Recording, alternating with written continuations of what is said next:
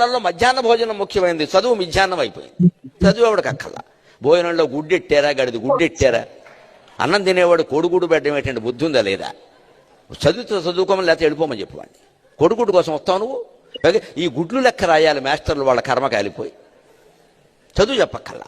ఎన్ని గుడ్లు వెళ్ళాయి, ఎన్ని గుడ్లు మిగిలే, ఎన్ని గుడ్లు మధ్యలో పేలే, ఎన్ని గుడ్లు ఈ మాస్టర్ తినేసాడు. ఇంక వీడు చదువు ఎందుకు చెబుతాడండి? అసలు పిల్లలకు భోజనం పెట్టడం ఏంటంటే వాళ్ళ భోజనాలు వాళ్ళని తెచ్చుకోవలేదు, మానేమానండి. అంటే పిల్లలకు భోజనం పెట్టి పుస్తకాలు ఇచ్చి యూనిఫార్మ్ ఇన్ని ఇస్తే వాడు చదువుతాడా? శోభనం పెళ్లి కొడుకులో మంచం ఎక్కి కూర్చుంటాడు. ఎందుకు చదువుతాడు వాడు? విద్యార్థికి ఎన్ని సౌకర్యాలా అవసరమా? చదువు రావట్లేదు ఎవరికి, భోజనాలే వస్తున్నాయి. పైగా అందులో బల్లి పడింది, పిల్లి పడింది, పడదా? ఆ వండి పెట్టే వాళ్ళకి డబ్బులు ఉండవు. ఎక్కడి నుంచి ఇస్తారు? ఎంతమందికి ఇస్తారమ్మా? ధార పోస్తారు ప్రభుత్వం వాళ్ళు. ఎక్కడి నుంచి ఉన్నాయి డబ్బులు? ఇక్కడ నీ డబ్బులు పెట్టి నువ్వు చదువుకో, నీ అన్నం నువ్వు తిను, నీ బట్టలు నువ్వు కట్టుకో, నీకు ఇష్టమైతే చదువు. ప్రభుత్వం పని ఏమిటంటే, ఉభయ తెలుగు రాష్ట్రాల పెద్దలందరూ వింటారు నా కెమెరా ద్వారా కాబట్టి చెబుతున్నా, ప్రభుత్వం కర్తవ్యం బాగా చదువు చెప్పడం తప్ప పుస్తకాలు ఇవ్వడం, బట్టలు కుట్టించడం, అన్నం పెట్టడం కాదండి.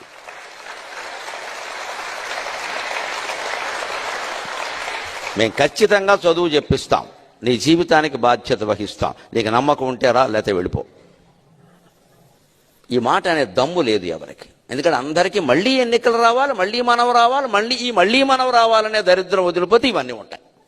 మళ్ళీ నువ్వే ఎందుకు రావాలి? ఇంకొకడు వస్తాడు, నీకు అనవసరం. ఈ మిడ్ డే మీల్స్ అనేది పేద పిల్లల హక్కు. పిల్లలకు పెట్టే భోజనం ఒక లగ్జరీ కాదు, అది వాళ్ళ జన్మ హక్కు. ఆ విధంగా మనకు ప్రభుత్వాలు, సుప్రీంకోర్టు దాని మీద మనకు చెప్పడం జరిగింది. దీంట్లో ముఖ్యంగా 1960లో తమిళనాడులో ఈ మధ్యాహ్న భోజన పథకాన్ని అప్పటి ముఖ్యమంత్రి వర్యులు కుమారస్వామి కామరాజ్ గారు ఆయన ప్రారంభించడం జరిగింది. దాని తర్వాత 1996లో మొత్తం ఇండియా అంతా ఇంప్లిమెంటేషన్ చేశారు. అప్పుడు 1 to 5th వరకు మాత్రమే మధ్యాహ్న భోజనం ఇచ్చేవాళ్ళు. 2003లో పూర్తి స్థాయిలో 10th క్లాస్ వరకు, ఫస్ట్ క్లాస్ నుంచి ఈ మధ్యాహ్న భోజన పథకం అనేది అమలు చేస్తున్నారు. దీంట్లో ముఖ్యంగా ఒకటి గమనించాలండి అందరూ కూడా.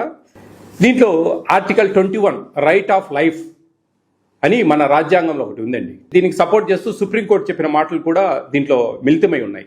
అదేమిటంటే, జీవితం అంటే కేవలం బ్రతకడం కాదండి, గౌరవంగా బ్రతకడం, ఆరోగ్యకరమైన పోషకాహారం, కనీస జీవన ప్రమాణాలు అందులో భాగంగా ఉంటాయి. అంటే ప్రభుత్వం జనానికి రేషన్ ఇవ్వటం, పిల్లలకు పౌష్టికాహారం అందివ్వటం దానమో దయో అలాంటివి కాదండి, అది వాళ్ళ హక్కు.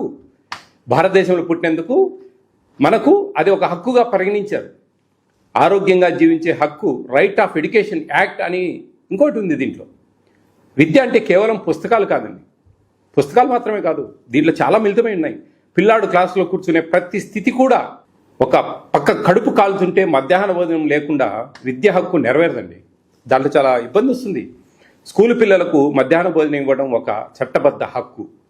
ఇక్కడ ఇవ్వచ్చు అనడం లేదు, ఇవ్వాలి అంటోంది చట్టం. 2001లో సుప్రీంకోర్టు ఆఫ్ ఇండియా ఒక కీలక ఆదేశం ఇచ్చింది. పిల్లలకు డ్రై రేషన్ కాదు, వండిన భోజనం ఇవ్వాలి. ఈ తీర్పుతో మిడ్ డే మీల్ స్కీమ్ దేశవ్యాప్తంగా ఒక బలమైన హక్కుగా మారింది. ఇదేదో రాజకీయ నిర్ణయం కాదండి, ఇది న్యాయ వ్యవస్థ బలపరిచిన హక్కు. అంతే పిల్లలకి ఇంత ఆరోగ్యకరంగా మంచిగా చేసి మంచిగా గొప్పగా పేద పిల్లలు, నిజంగా పేద పిల్లలను అంటే వాళ్ళు లెక్కలేదా మనకు? వాళ్ళేనండి మన రాష్ట్రానికి, మన దేశానికి వెన్నుముక్క, వాళ్ళేనండి మన భవిష్యత్తు. ఎంతోమంది ఈ గవర్నమెంట్ స్కూళ్ళల్లో చదివి పెద్ద అధికారులైన వాళ్ళు చాలామంది ఉన్నారు, కోకొల్లలు.